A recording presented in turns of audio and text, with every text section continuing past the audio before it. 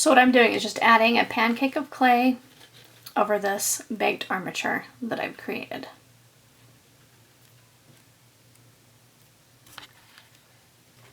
Alright, so here it is with more clay, and I'm noticing that it kind of goes out a bit like this. So, and he'll be able to move his arm up and down like that eventually. So right now the main thing I want to do is this elbow, because it's going to have some creases in it. So I'm just going to take this flat metal tool and kind of do this sort of thing with it. Give him some creases there. And I want to push in a little bit on the elbow here and then point it out right.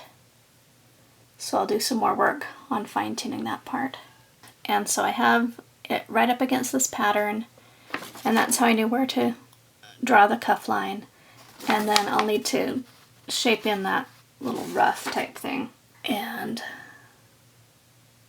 I'm just going to use that for the cuff. And then I want it to kind of go in.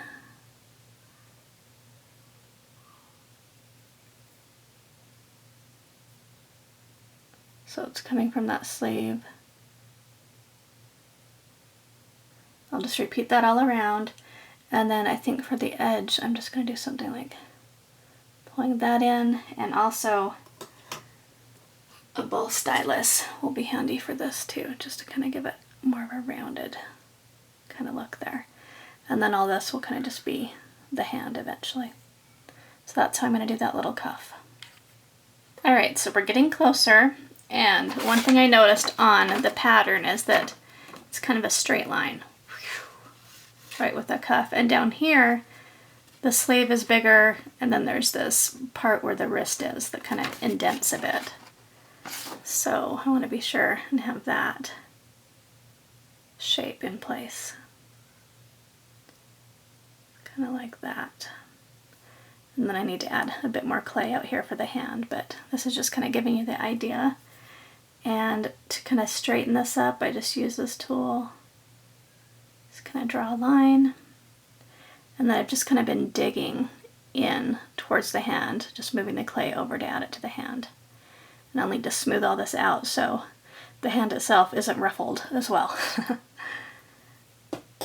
And then if I want to shape these edges a little bit more, the ball stylus is excellent for that. Cute little ruffled look. So that's how that's looking.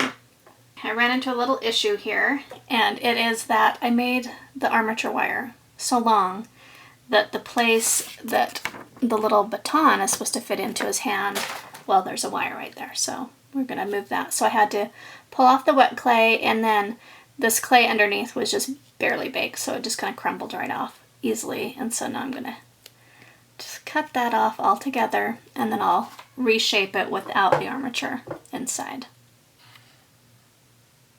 Now I've just added a raw ball of clay on the end here, and then I'm going to need to press it in to that wrist area so it all bonds together. And this is going to kind of mess up my ruffle just a little bit, but I'll just go over it with the tools again and be good as new. So anyway, sometimes, especially with projects like this that you haven't ever done before, you just need to make adjustments along the way, but usually it's something simple like that where it only costs you a couple minutes, so not that big a deal. So just be flexible and you'll get through it. Alright, so for the hand shape itself, I'm just putting it against the pattern and kind of just going for that general shape at first. It needs to be bent up here a little bit more. And then the next thing I'm going to do is just either use a drill bit, or I also have this needle tool that I made with just some epoxy sculpt on the end of a large yarn needle. And I need to have the place for that baton.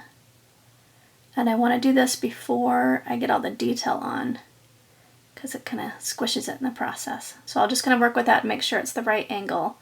And then I'll have a little hole there that later I can drill as needed, just depending on what size my customer wants to use for a baton. Alright, and now we need to get that fist in there, and so I'm just separating the fingers with this tool.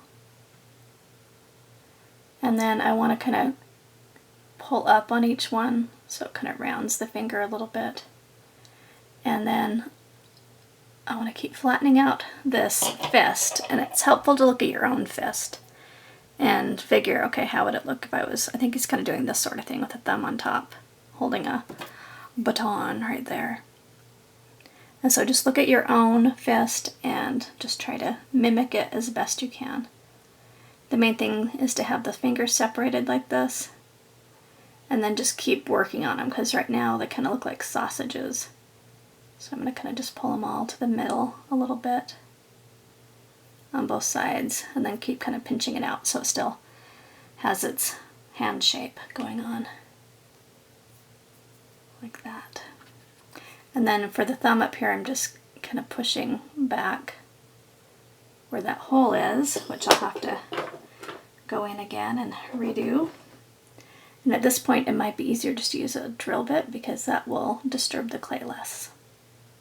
Alright, so what I did is I laid a piece of clay here to kind of make a thumb, and then I just took those indents that we made and pressed them all the way around. And then if you look at your own fist, you kind of have these two indents right here. Okay, so that's the basic shape. Now it just needs to be cleaned up with your little tool, and I'd go in with a little filbert brush, like a size 2 would be great, and clean that up with some orange goop. And then at that point, maybe draw in some nails if you want to, but it doesn't have to be that detailed. I need to go around the wrist as well and make the skin all nice and smooth now. Okay, wait a minute, that doesn't look good. Alright, so this is actually supposed to be a palm and a pinky. I think it said the pinky needs to kind of have more knuckles in it.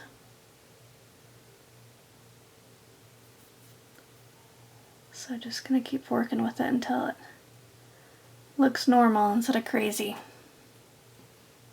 That's better.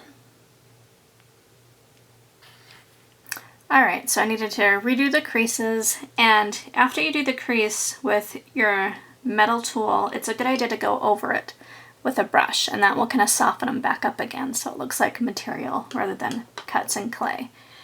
And I have baked this lower part just with my heat gun, so none of those details will be disturbed now. And then the top, I'm still figuring out how I want to do this exactly, but I think at this point I'm going to move on to the other arm too and get that one finished up, and then I'll figure out what shape this one needs to be, because it kind of leans out like that, and that shoulder area is looking kind of funky to me still, so I gotta figure that out.